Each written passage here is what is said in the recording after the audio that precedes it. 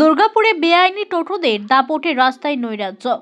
দুর্গাপুর শহরের রাস্তায় যেন টোটোদের একত্র রাজত্ব।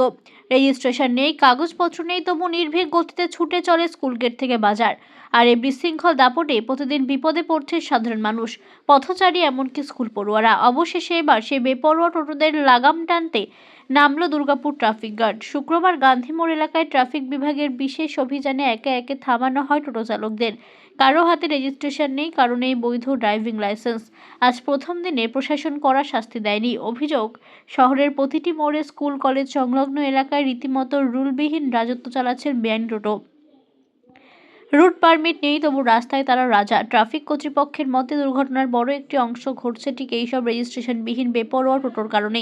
তবুও নির্দ্বিধায় যাত্রী বহন করা হচ্ছে প্রতিদিন। দুর্গাপুর ট্রাফিক গার্ডের আধিকারিক সন্দীপ সোম জানান যে আজ কেবল সচেতনতা বাড়ানো হয়েছে, কিন্তু এবার সময়সীমা বেঁধে দেওয়া হয়েছে।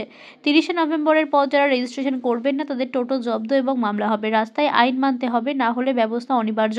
অভিযানের সময় বেশ কয়েকজন টোটো চালককে সতর্ক করা হয় এবং ট্রাফিক বিভাগের পক্ষ থেকে রেজিস্ট্রেশন প্রক্রিয়া সম্পর্কে জানানো হয়। আপনাকে যে গাড়ি ধরছে টোটোগুলো, এটি কি বলবেন, কেন?